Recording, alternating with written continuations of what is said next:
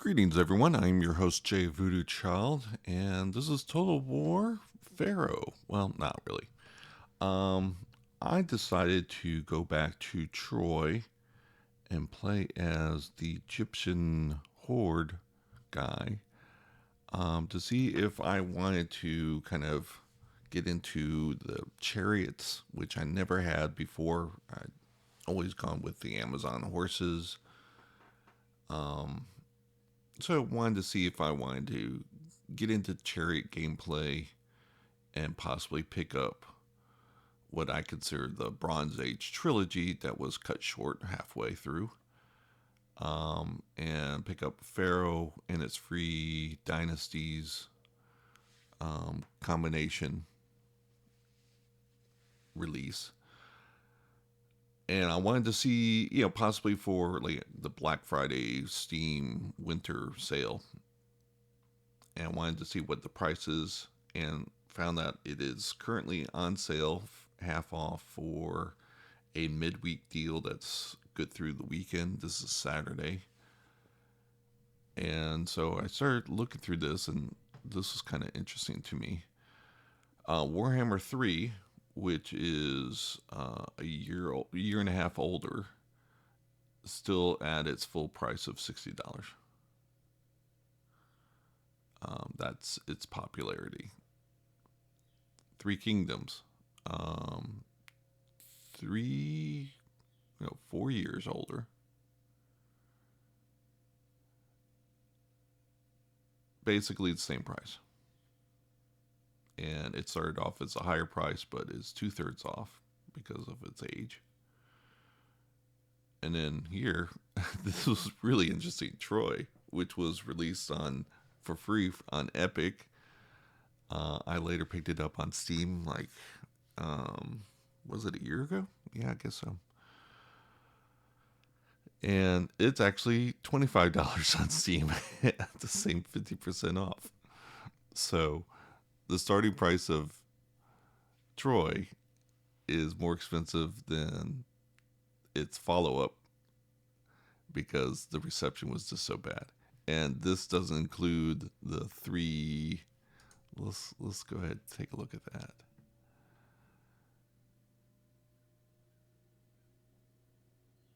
So the Ultimate Edition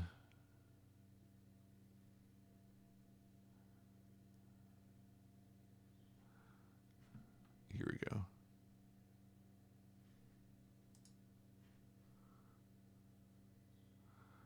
Is just under $40.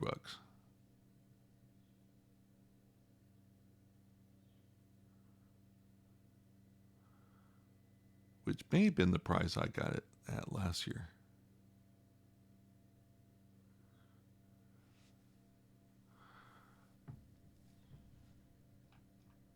And we'll go back to Pharaoh.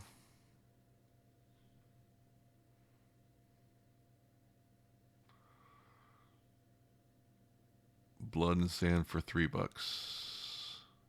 in the soundtrack. So all the DLCs were free, I believe.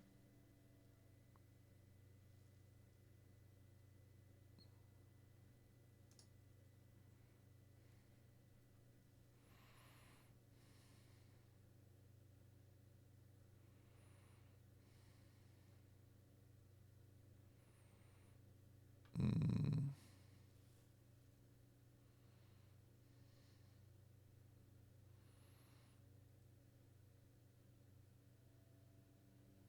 yeah, apparently they've been pushing the sale for a little bit, or frequently, I should say. So I think this is when all the controversy came down. This was released July 25th, yeah. So yeah, I found that interesting. But let's get back into Troy.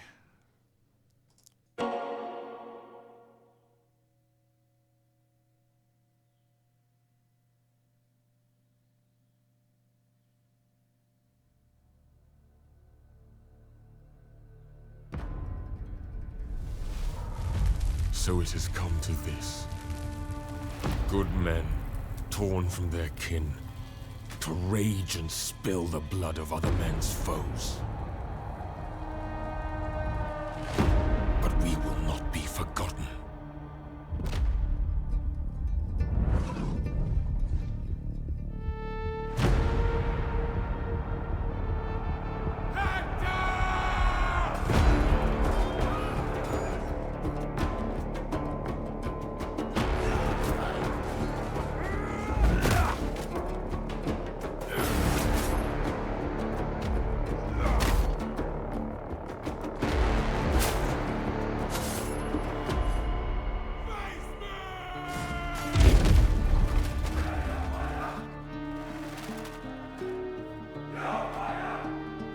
Our deeds shall be known, even when our bones are dust scattered on the wind.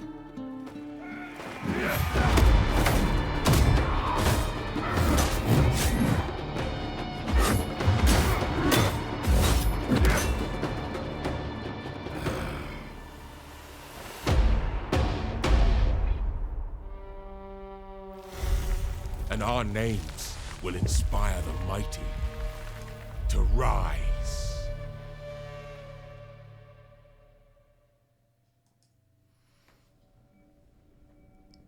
Alright. So, my system's resources are kind of stretched thin. Yeah, I could use a new computer. But anyway, it's playable, and that's what I'm going to do. So, yeah, I haven't played this in a while. But let's do a new campaign. And I'm going to go full historical. And the reason why this came up is I saw a video from, I believe, Terminator on a kind of responding to a Total War post on Reddit talking about what historical fans wanted in an historical game.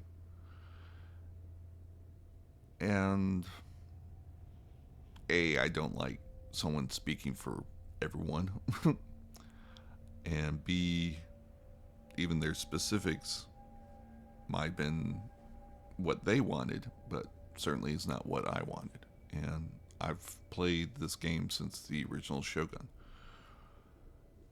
But one of the things I found out is I enjoyed the single entity general unit. I played a lot of Three Kingdoms. And I did a whole bunch of romance. And I just enjoyed that more than the records mode, which was a full historical option. If you've seen any of my other Total War videos, you kind of know a little bit about my history. But anyway,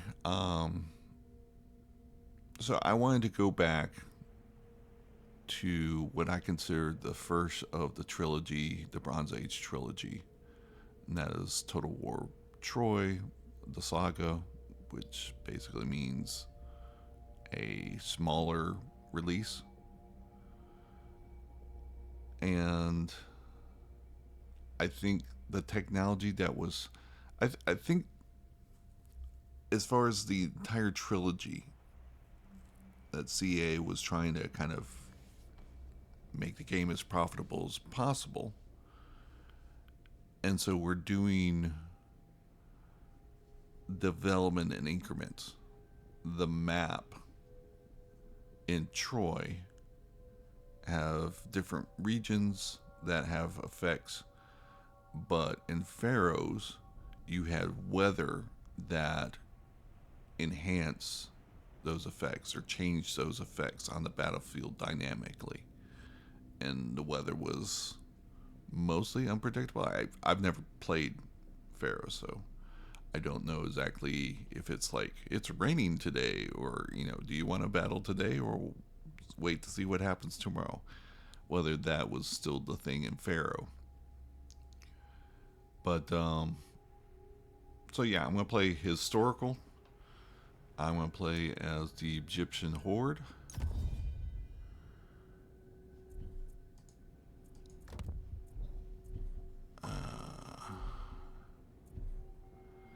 Memnon. Warrior of the Dawn.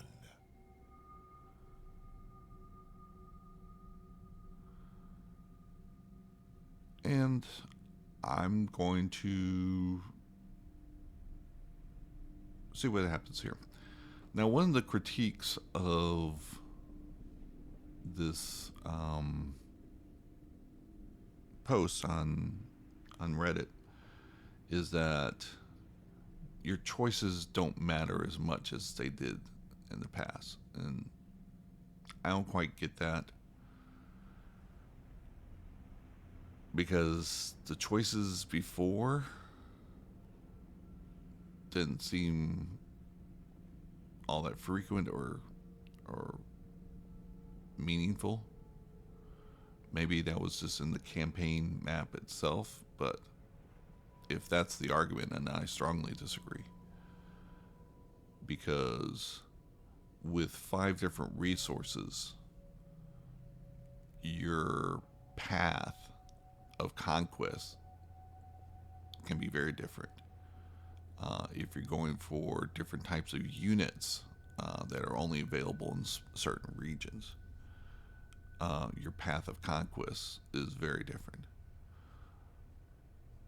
Whether it's spoon-filled to you or not, one of the things I didn't care for with Rome 2 was its kind of missions and their objectives. And it was a way to kind of steer you down the road of history. But at a certain point, just the randomness of the AI doing what it does with its many factions, it can make those things a lot different than the way history did. So, if you're supposed to confederate Macedonia, well, Macedonia could fall way before you get to that point in the campaign. And so you're just kind of, you don't get that objective. But you don't get a replacement. It's not dynamic to say, okay, whoever took over the Macedonians, that's who you need to take over to, get these points, because it's kind of doing the same thing. You need to take over that territory or those peoples. I enjoy Three Kingdoms version of that. Is each faction had its I want to say it's just one major decision up front, whether you want to follow history or not. Maybe there's a couple in there. I forget. It's been a while since I played that. But, it's like, do you want to follow history or do you want to carve your own path? And I thought that was very interesting. Here with Troy, again, the scope is so limited. It's talking about a single war. There's no timeline on this. And the Total War formula about building up your kind of territory and then conquering the world or what have you doesn't really fit that well with a story focused on one region. But I mean, I think they did a pretty good job on that. But then they tried to kind of almost railroad you on these epic missions that, have impact and bonuses. So it's basically steering you all to do this thing. And there's very few choices along the way to do that. And again, it might get disrupted by the way the AI acts around the situation. And, every game is different. So that, again, kind of got back into that problem that I experienced in Rome 2. But here, we are going to play this Egyptian. We are going to play on history mode. Now, it is very clear that history mode is an afterthought for Troy. First of all, it wasn't even released with the game. It came out as an add-on a year later. And just the way they adopted it to the system with the level ups of your heroes, it was obvious that it wasn't the original intention, but I guess too many. Well, who knows? Because at the time, I didn't know that this was going to be a part of what I consider a trilogy.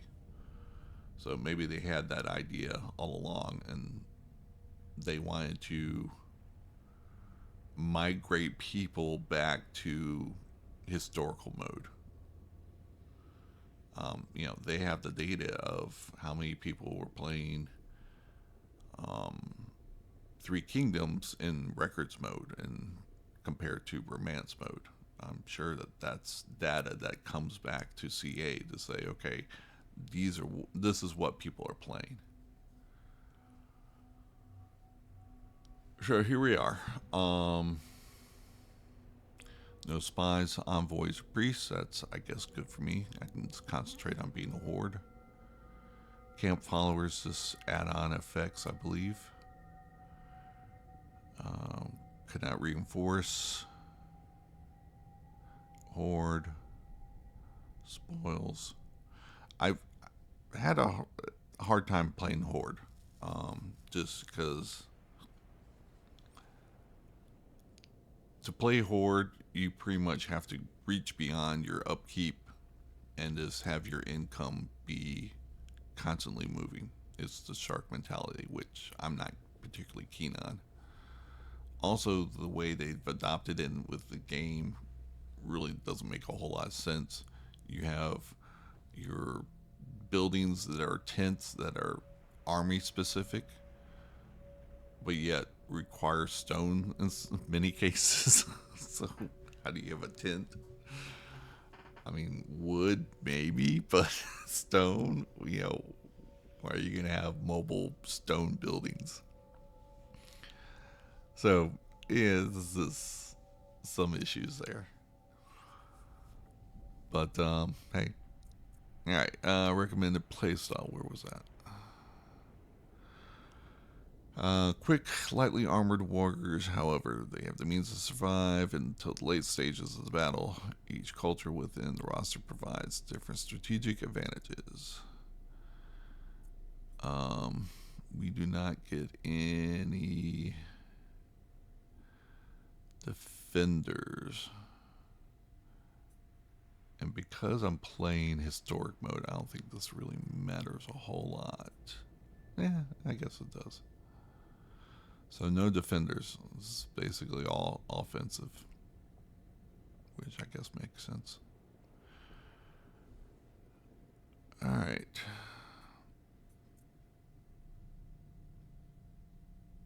Plus then campaign movement and horde buildings. All right. Let's take a journey.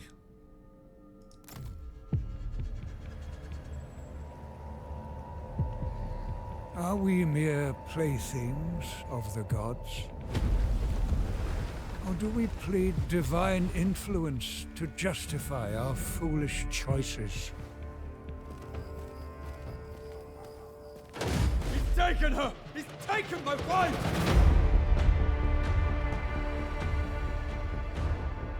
You've risked the safety of Troy. Troy is my home now. You have my oath, brother. She will be returned to you. Brother, I can fight. Go. Seek shelter. There'll be plenty of fighting ahead.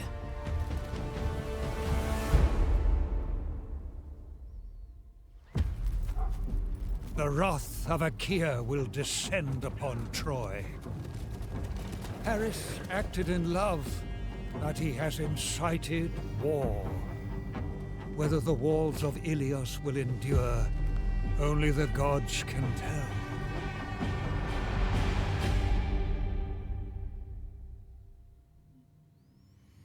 Yeah, there we are.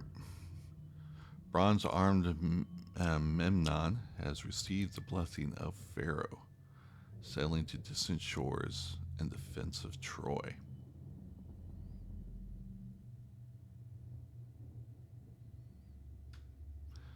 Now, I've seen the epic quest line, and basically it's just kind of head east to west, sacking everything he goes. When like midway, we're supposed to sack Knossos, and then towards the end, sack Sparta.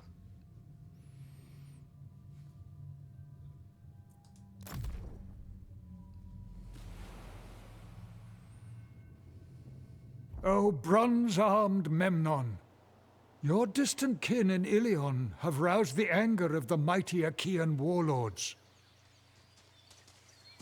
Brother, your foolish passion has doomed us.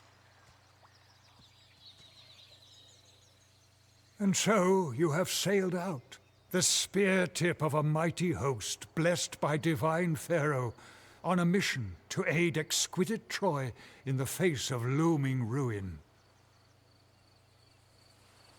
I stand loyal to my kinsmen. My shield will shelter the people of Troy.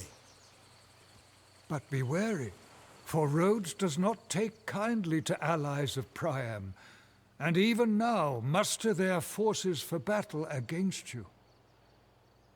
Farther west, Idomeneus, king of Crete, will interpose his might ahead of you in the great theater of war between Achaeans and your Trojan kin. Take heart, great Memnon, for you are blessed by the dawn, and girded for war by Pharaoh himself. Your victory is assured.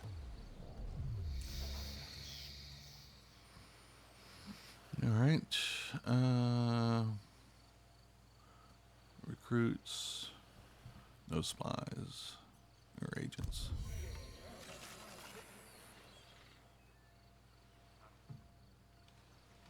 Defeat an army belonging to the following faction in Battle of Rhodes for some food and bronze. So that was our flyover. Let's do our save every turn.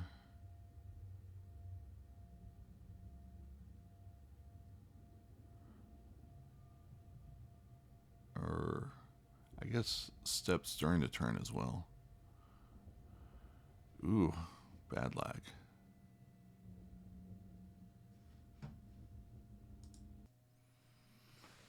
Yeah, memory serves me correct when I'm playing this game. The first load or save is really bad. Did I clear out all of this? Oh no, this is, they segment their campaigns, that's right. Alright.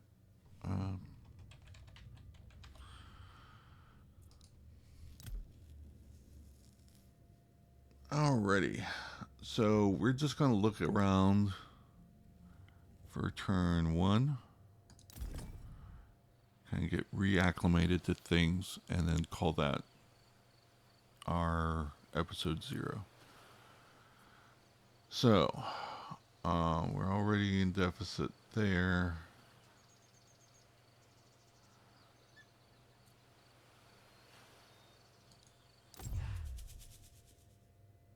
Here are camp followers, right?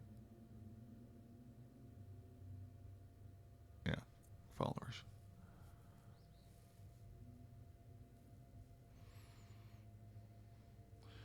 Alright, as a ruler distant Ethiopia, Memnon does not have the same traditional using envoys, priestesses, and spies to support his military strategy. Instead, his many travels and the influence of Pharaoh has attracted camp followers, artisans, sages, and other skilled travelers who may be persuaded to join and aid his armies. So, Egyptian healer, unrestricted casualty replacement.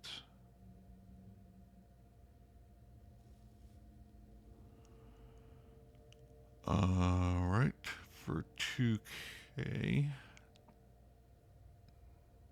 Hard growth for 35. Movement range at C for 1,000 wood.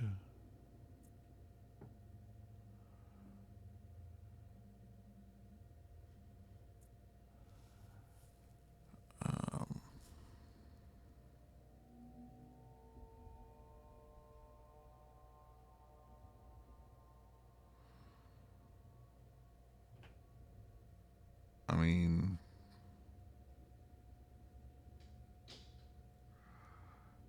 I guess this is alright. It's not like I have trebuchet shooting at stuff hidden in the woods.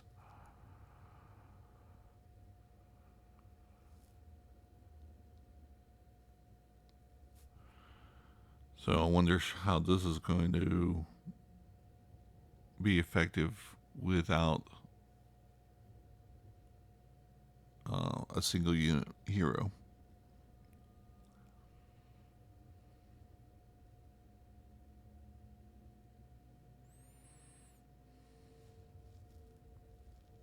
That's going to be interesting.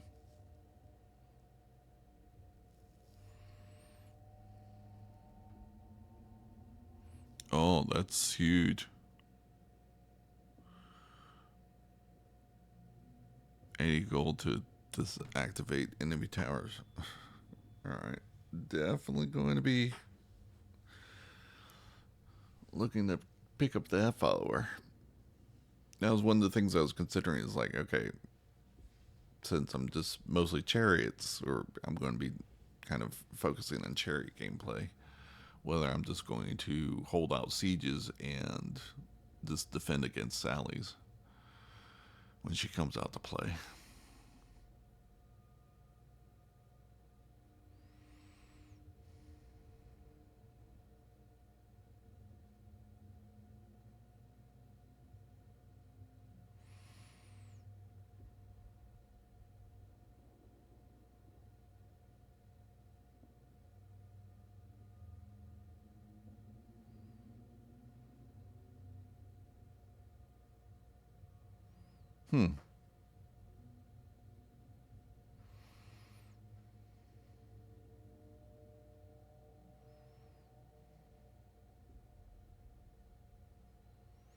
Unlocked by royal decree. Alright.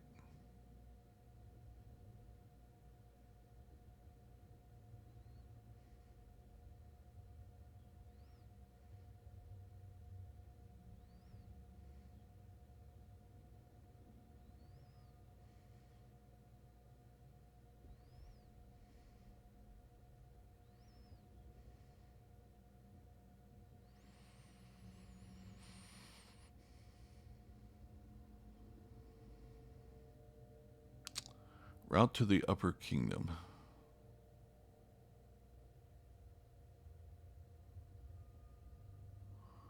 This seems like all stuff I want. Alright. Route to the Upper Kingdom is...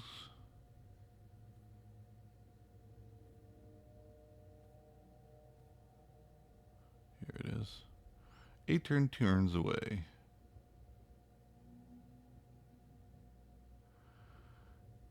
And Thebes.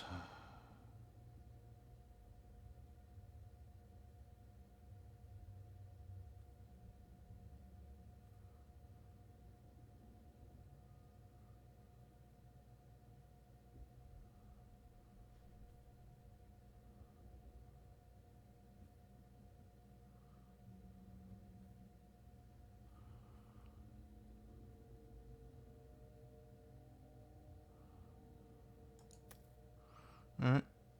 Let's just go with that.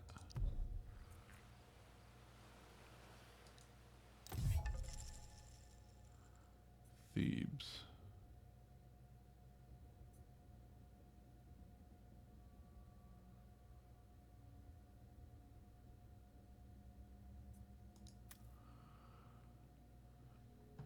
And we got horse chariots. Yeah, definitely want these guys. Do not like their bronze upkeep, though. That's interesting. The chariot does not have a bronze upkeep.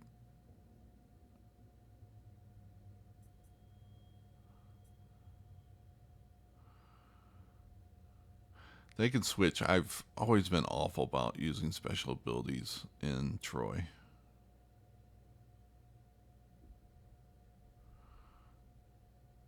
So these are really Histani types.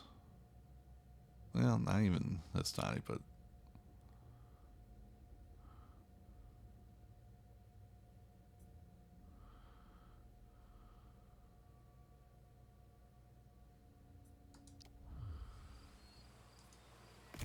Memnon!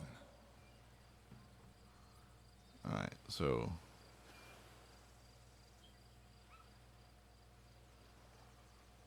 no recruiting whatsoever.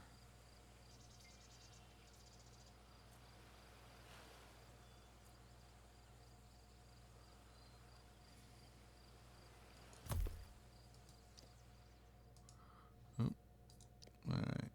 How do I get to your skill tree?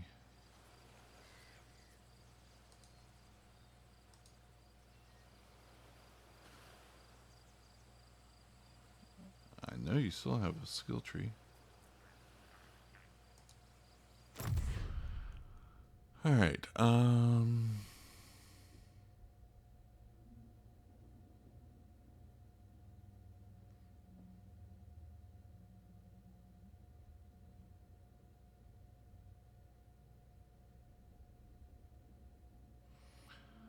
so 30% after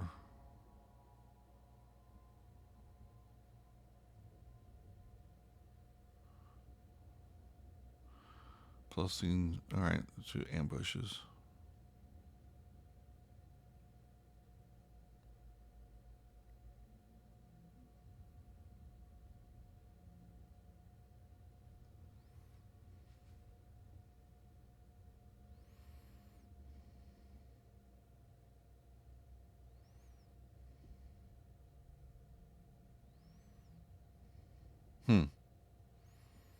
Maybe I can not raise them, but sack them and then immediately go into. I mean, I get bounced out. Well, no, because they don't actually have any. But whether I'll be automatically detected by the next turn's reinforcements or. Yeah.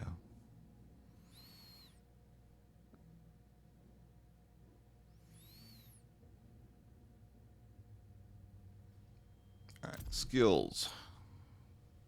I found this interesting. But like I said,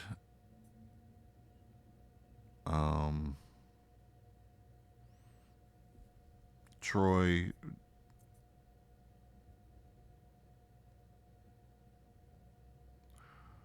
Alright, so that's what it's doing. Its main unit becomes these different types.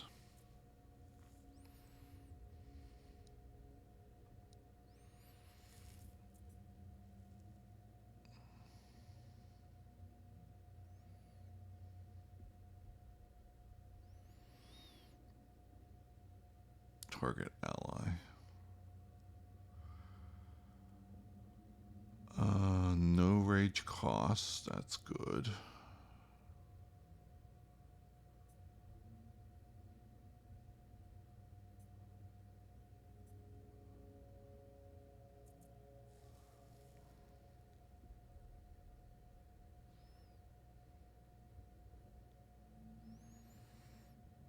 I like this better.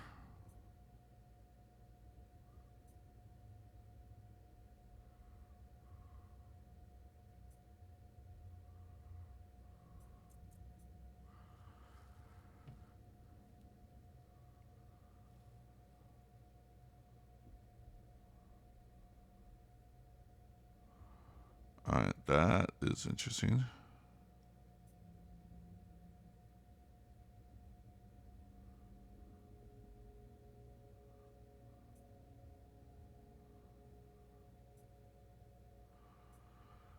So we'll have to look at whether these are from Nepea.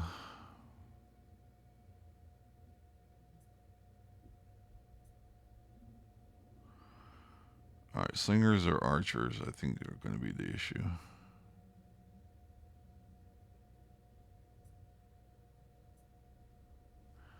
So let's look at this region again.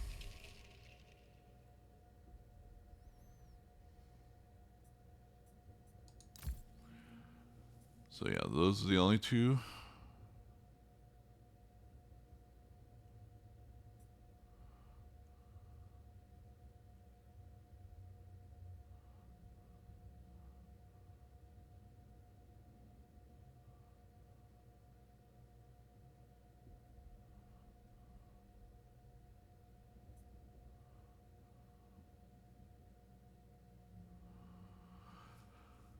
Alright, the range on these guys.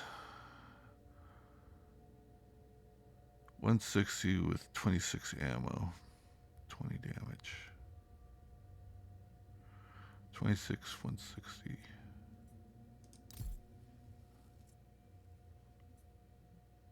Hunters, okay, there's the javelins.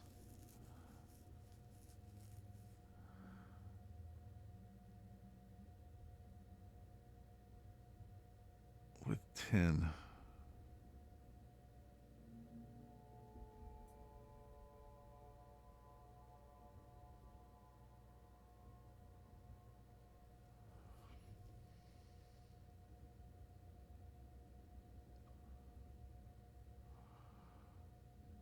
So, no shield, but guerrilla deployment.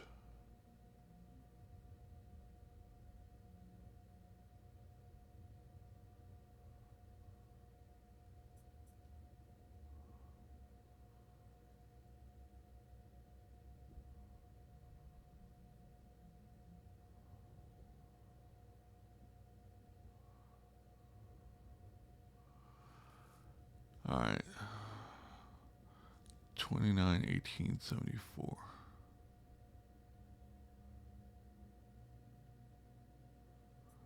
55/55. 10/40.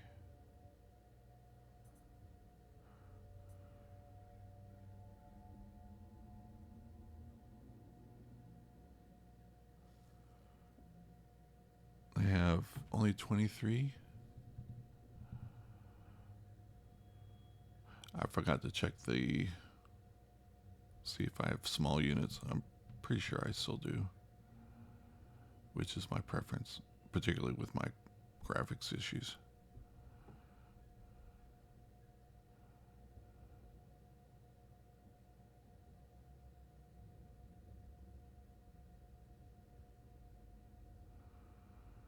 Alright, 23, and is that armor piercing?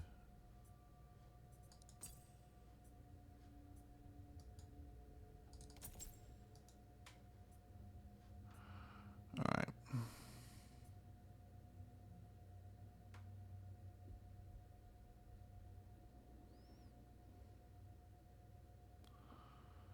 Alright, upkeep 55, 70, and 60. Well, that's kind of interesting.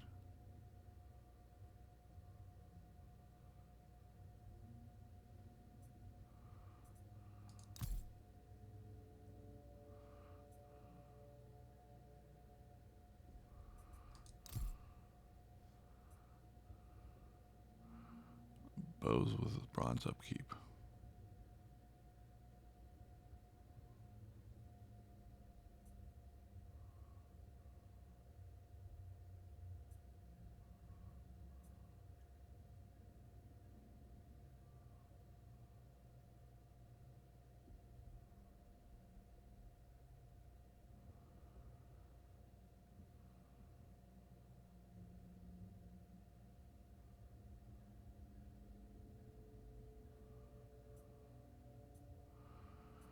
Uh, 44 speed.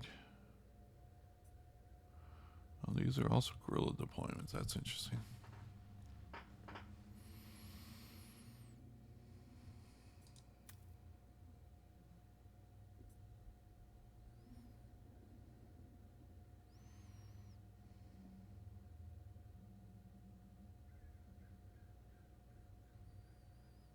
Range 120.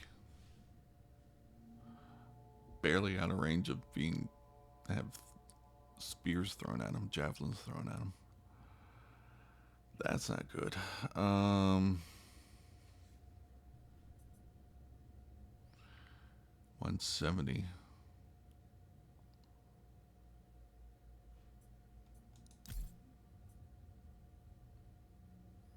130.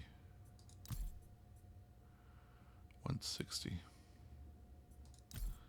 Yeah, so definitely don't want those bows. But really don't want these chariots either.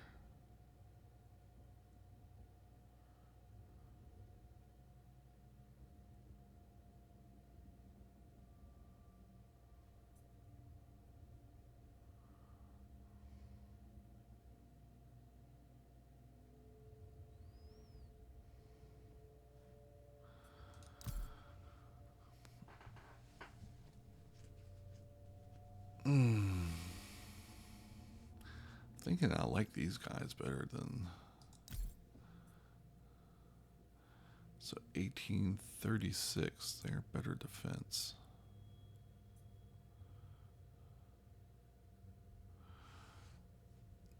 I lose guerrilla deployment.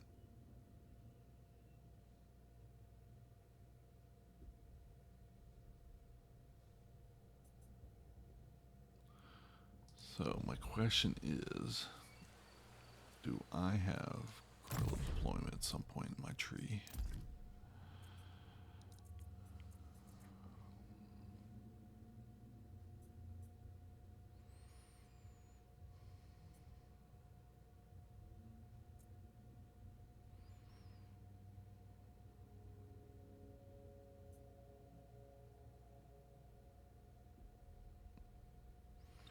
Gain expendable and discipline.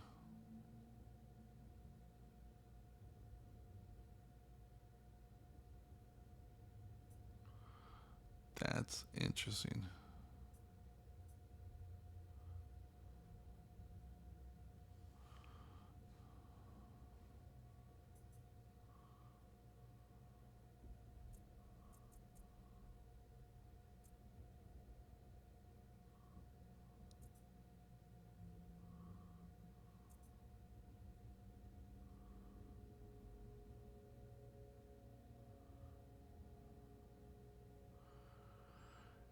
Alright, damage resistance for 75 rage.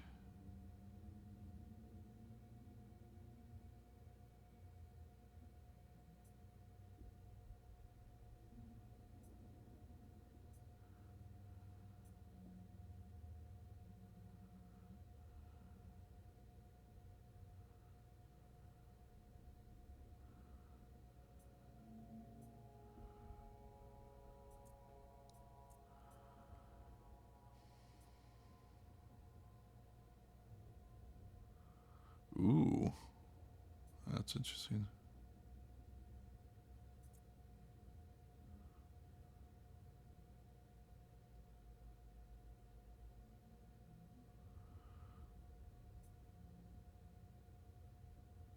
Oh wow, that's a hard choice.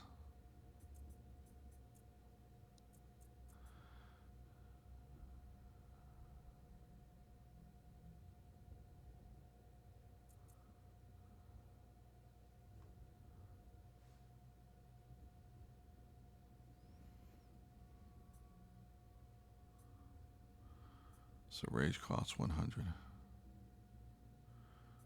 I can go nutty.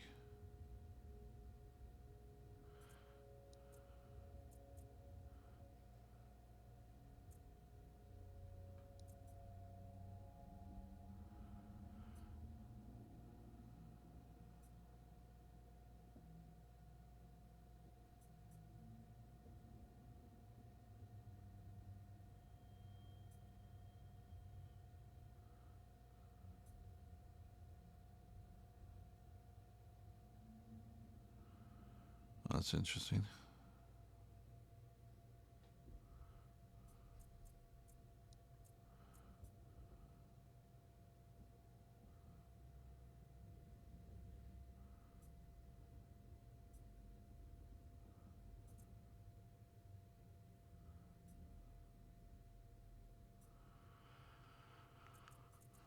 Alright, so I'm not seeing any guerrilla deployment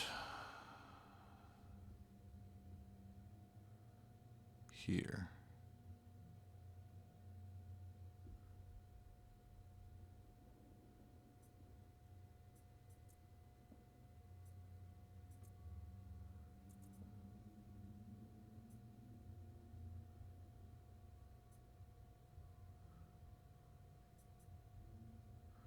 Here they are.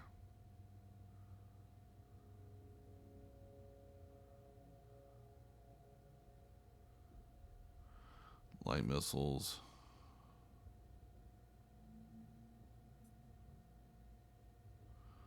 Light infantry.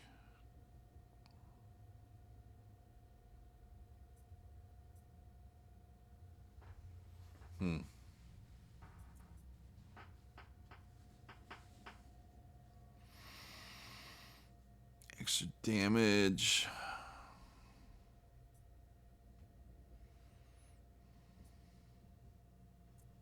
Interesting stuff.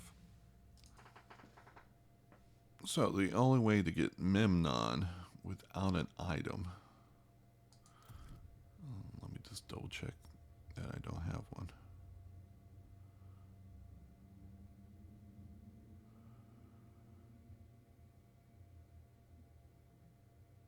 So right now they have Vanguard deployment.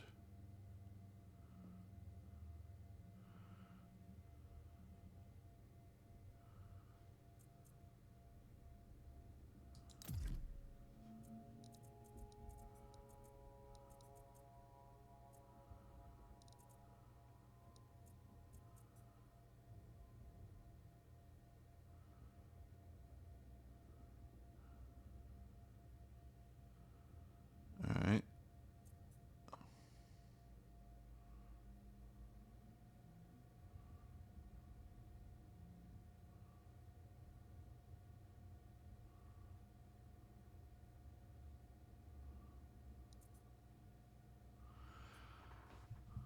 So I would guess I would choose this, but keep Vanguard until I got to the later stage.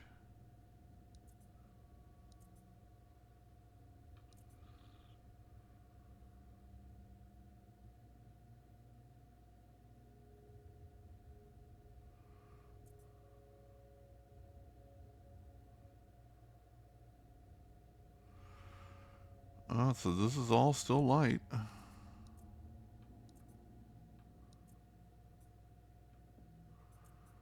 So all he has is light choices. That changes things.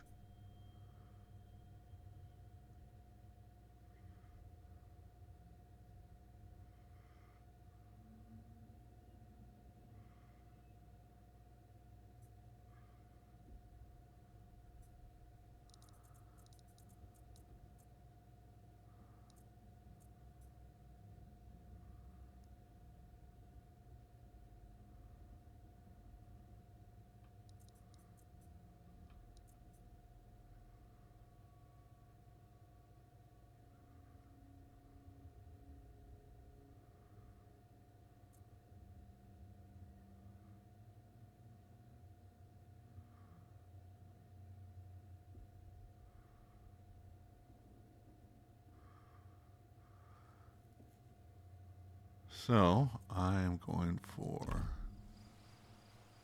Napa.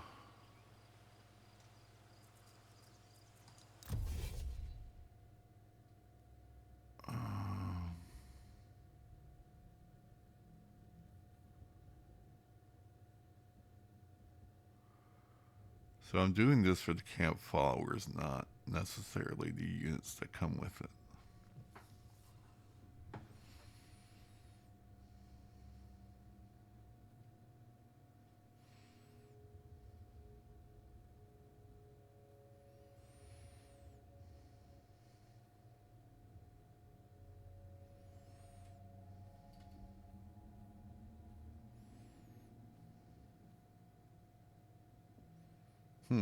Yeah, it's interesting.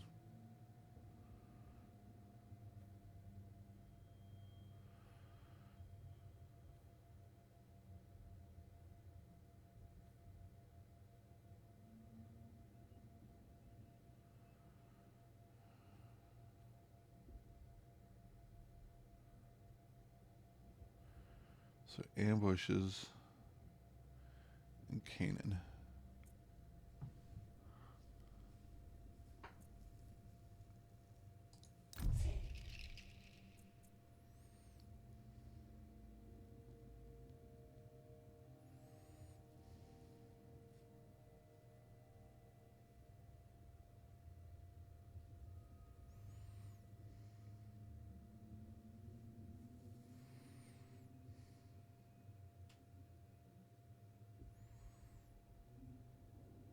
Mm.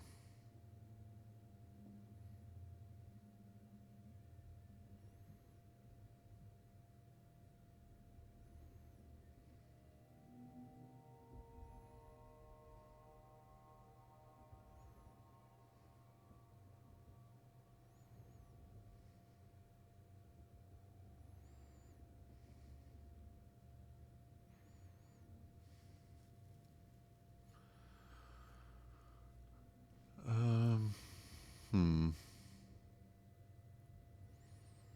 Yeah, I need to get rid of those towers.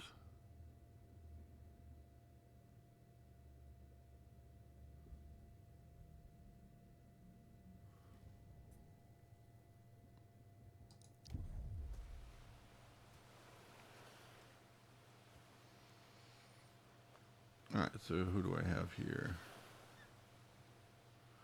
Vanguard, Vanguard.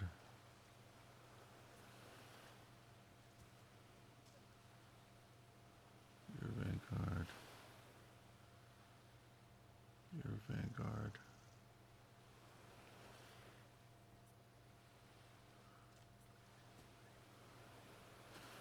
So just these two are not Vanguard.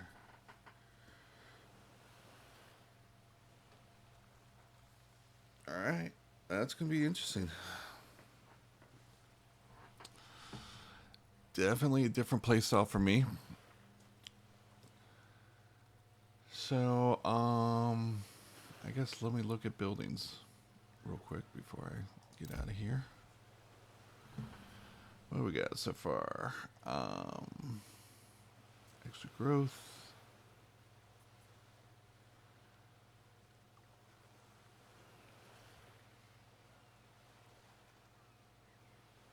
Alright, +5.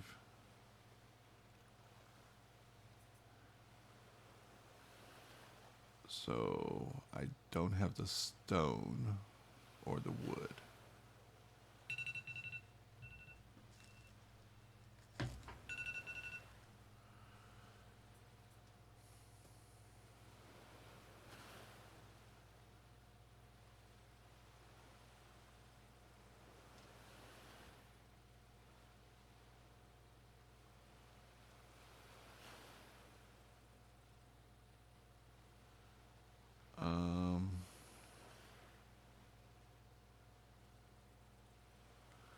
+1 unit capacity.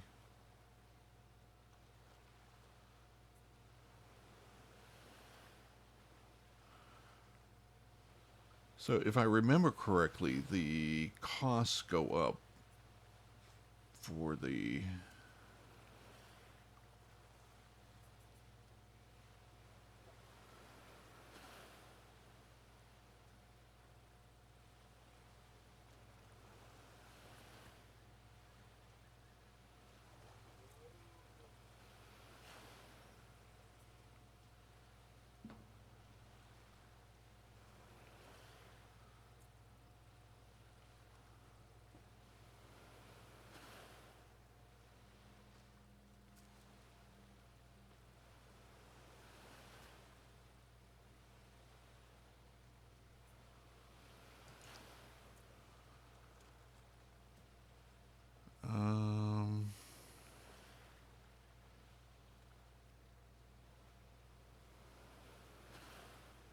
I mean, that seems all good there.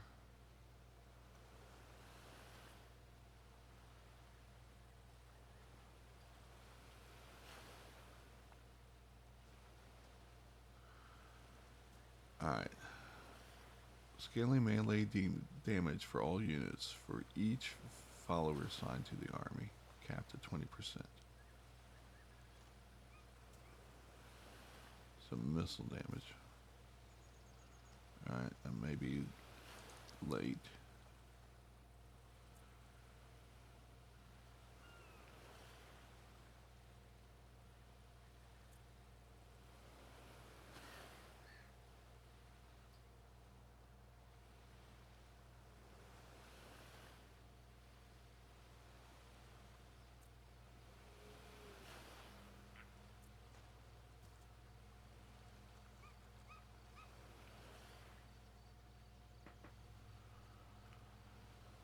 Huh.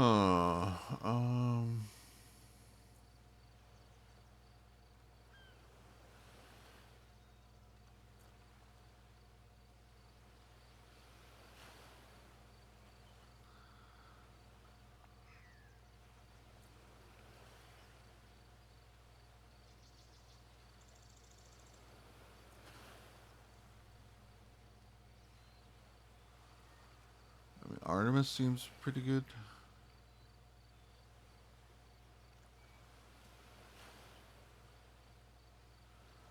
Actually, this seems like the best.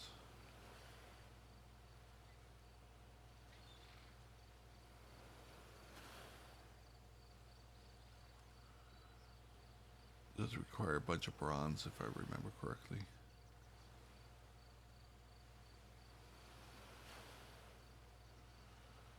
That or growth.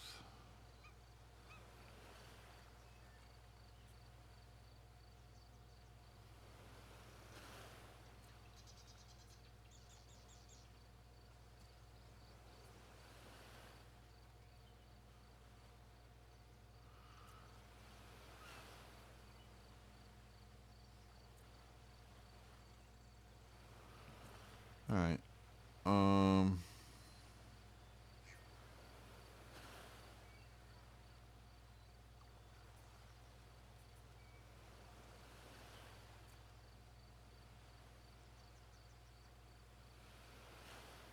Kind of want that. Kind of want that.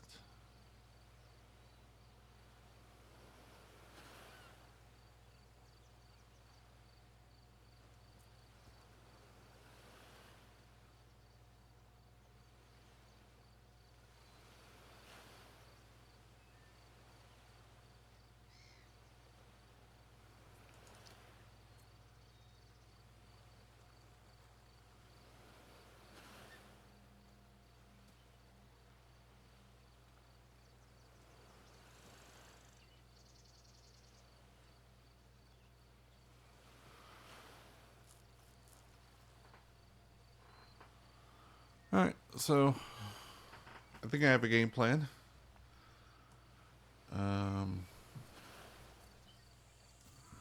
Bronze, stone, and gold.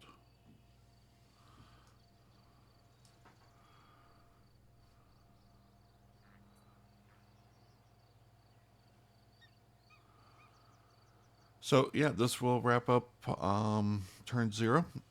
Thank you all for watching. I hope you are interested in this campaign. Give me your thoughts on it in the comments below. Like and subscribe, all that good stuff. And we'll see you on the next one. Take care, everyone. Bye.